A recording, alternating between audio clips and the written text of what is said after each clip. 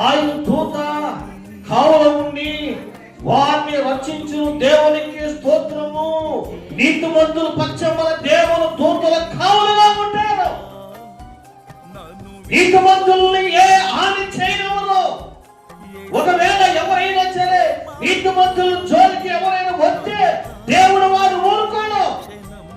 నీతిమంతుల పిల్లల సింహము వలె ఉంటారు. నీతిమంతుల పిల్లల దేవుడు వారి పచ్చని వేర్చుమాడుతాడు. నీతిమంతుల పచ్చని దేవుడు కార్యములు చేస్తాడు. నీతిమంతుల పచ్చని యెహోవా వేర్చుమాడుతాడు. కానీ నీతిమంతులను ఎన్నడూ కూడా విడిచిపెట్టేవాడు మాత్రము కాదంట. నీతిమంతులు పచ్చని ఎవరుంటారంటమ్మా? ఎవరుంటారు? నీతిమంతుల పచ్చని ఎవరుంటారు? 5 దూతలు కావులుగా పెడతారు. ఇప్పుడు ఈ ముగ్గురు పచ్చని ఎవరు కావులుగా ఉన్నారు? 5 దూతలు కావులుగా ఉన్నారు. ఎక్కడ కావులుగా ఉన్నారు? అగ్నిలోను కావులుగా ఉన్నారు. అగ్నిలో వాళ్ళని సంచరించారు. అగ్నిలో వారికి అపాయములా కాకుండా, అగ్నిలో వారికి శోధనలా కాకుండా, అగ్నిలో సమస్యలా కాకుండా, అగ్నిలో వారికి ఆనకాలే కాకుండా అగ్నిలో నుండి వారిని దేవుడు వారిని రక్షించాడు. వారిని అగ్నిలో నుండి దేవుడు రక్షించిన వాడు నిన్ను నన్ను రక్షించడా?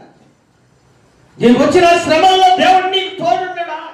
నీకు వచ్చిన కష్టాల్లో దేవుడు నీకు తోడుండడా? నీకు వచ్చిన ఆపదలో ఆయన నీకు దేవుడు తోడై ఉండడా? కానీ మన విశ్వాసము గట్టిదై ఉండాలి. గట్టిదై ఉండాలి.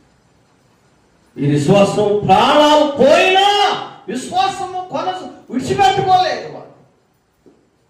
ప్రాణం పోయిన విశ్వాసాన్ని విడిచిపెట్టుకోలేదు. ప్రాణం పోయిన దేవుని విడిచిపెట్టలేదు.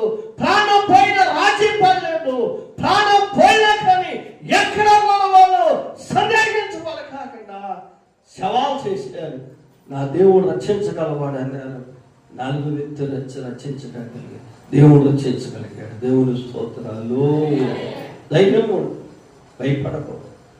కష్టాలు వచ్చినాయని ఆటల వైపు చూడకో. శ్రమలు వచ్చినాయని ఆటల వైపు చూడకో. శోధన ఎదురైందని ఆటల వైపు చూడమాకు. మన విశ్వాసాన్ని బలంగా మనం కట్టుకోవాలా. నీ ఎదరున్నా నీ వాక్యంలో ఉన్న భక్తులు గుర్తు చేసుకోవాలి. విశ్వాసముతో విశ్వాసముతో దానియేలు సింహాల బోన్లోకి వెళ్ళి సింహాల బోన్లే జయించాడు. గుర్తు చేసుకోవాలా. యోసేపు శరసాల్లోకి వెళ్ళి శరసాలనే జయించాడు. యోసేపు గుర్తు చేసుకోవాలి. దాంట్లో దేవుడు తోడున్నారు. చంద్రకి మీద వాడు